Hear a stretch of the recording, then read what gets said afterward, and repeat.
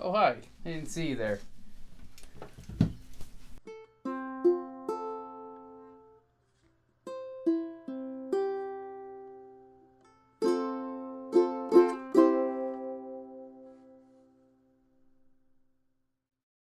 Yes, that's right. I'm back. We are going to be back doing a little bit more videos, a little bit more frequently. So hopefully that's going to be able to go okay. My light is acting up, so I may just turn it off here in a second. There's wind in the background too. I don't know if you guys can hear that, but there's a light. We are going to be working on a couple of other projects here coming up pretty quickly. One of them is already going up. It should actually be live today, which is this video. It's just going to be a little bit of audio. It's going to be just that right now. Later on, we'll add some video to it. We're just trying to get this started is really what the plan is. But it is a little bit of a podcast. And I say little because it is very short. So if you want to, you can actually listen on your phone, on Podbean, or you can, go on your computer and, find it. So be sure to, you know, you know what to do. Or don't do it. It's fine. But thank you for checking this out. Thank you for coming back and watching. And we'll see you next time. Bye. Hey everyone, welcome to The Year Was, a podcast all about today. I'm your host, Michael Montalvo, and together we will take a history train back in time to discover what makes today truly unique. On this episode, we examine the events that occurred today, March 13th. The year was 1781, and on the 13th of March, William Herschel made a note while observing the sky, a comet in the constellation of Gemini. This object, after weeks of verifying and consulting with other astronomers, would come to be known as the planet Uranus. Now, I'm going to be honest here and say that I chose this topic just to be able to say Uranus for the next 10 minutes.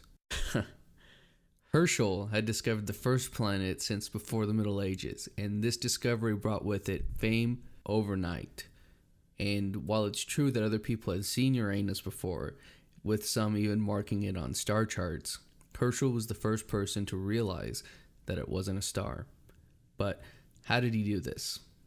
A musician by trade, after reading Robert Smith's Harmonics or the Philosophy of Musical Sounds and a complete system of optics, James Ferguson's Astronomy explained upon Sir Isaac Newton's principles and made easy to those who have not studied mathematics.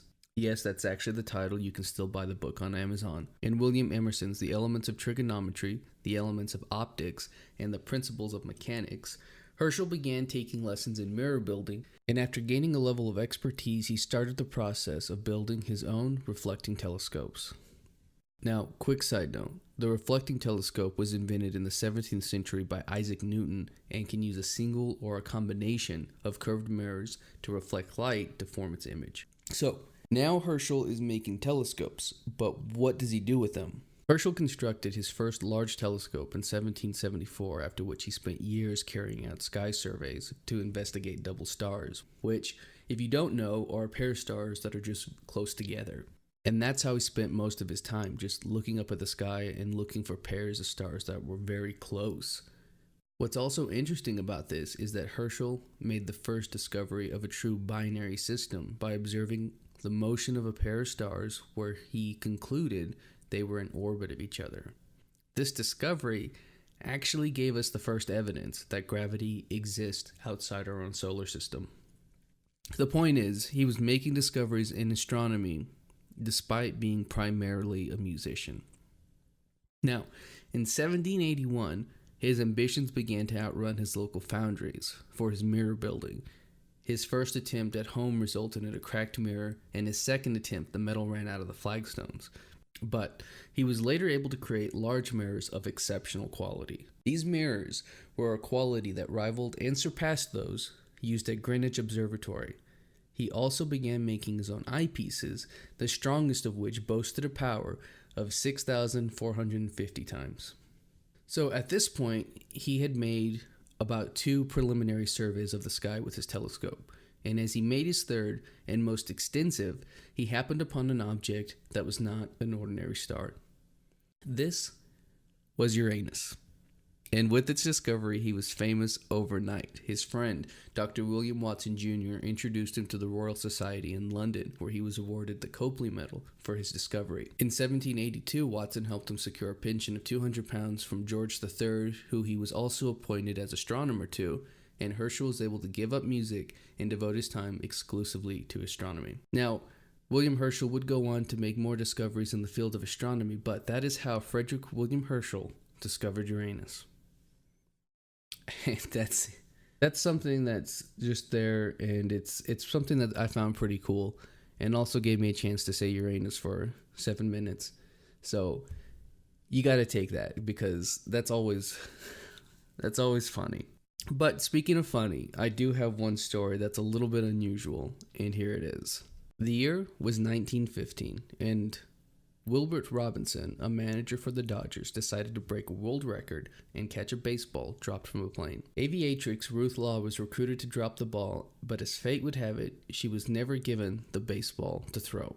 Now, some people say that she was never given the baseball, and some people say that she had forgotten it, but for whatever reason, at the suggestion of her ground crew, a grapefruit was substituted. She took the plane, and at a height of approximately 526 feet, the grapefruit was dropped. Robinson set himself up for the catch, but it hit him in the chest and knocked him on the ground. With juice in his eye and red grapefruit flesh all over his body, he thought he had at best lost his eye, at worst was mortally wounded. Calling for help, he noticed his players doubled over in laughter. And that is the story of Wilbert Robinson's grapefruit catch.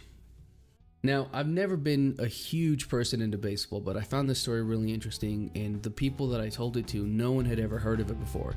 So I thought, nice little inclusion for this. But that's all I have today. Thank you for listening. I want to take a minute to thank Matt Van of the Van Cave and Tim Kreitz of Tim Kreitz Adventures. Both of them were a huge help in getting this set up. Thank you to the Tim Kreitz Band for our musical theme. And I think that should do it. If you want to find me, you can find me on the Apple Cider Club on Facebook, YouTube, Twitter, Instagram. And that should do it. Thank you for listening. We'll see you next time.